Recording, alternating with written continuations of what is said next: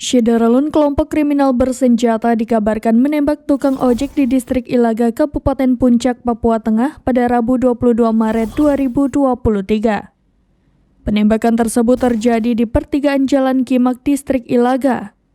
Pelaku penembakan merupakan anggota KKB yang berjumlah 2 orang. 2 anggota KKB tersebut berpura-pura menjadi penumpang ojek dan ketika sampai tujuan di Jalan Kimak batas aspal, korban ditembak dari belakang. KKB tersebut diduga menembak korban menggunakan senjata api laras pendek berwarna hitam.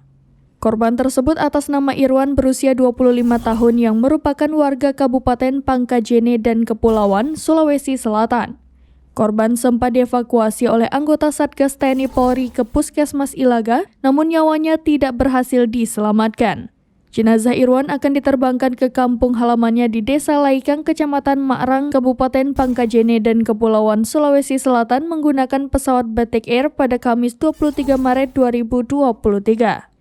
Setelah kejadian penembakan tersebut, aparat gabungan TNI Polri memburu KKB tersebut. Dikutip dari tribunpapua.com, 3 orang anggota KKB dilaporkan tewas dalam perburuan itu. Aparat gabungan tersebut melakukan pengamatan terhadap pergerakan KKB menggunakan drone. Aparat gabungan TNI Polri melakukan pengejaran hingga ke arah jembatan dekat PT Unggul.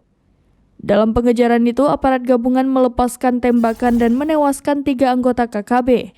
Irwan, tukang ojek yang tewas ditembak kelompok kriminal bersenjata, meninggalkan seorang istri dan anak.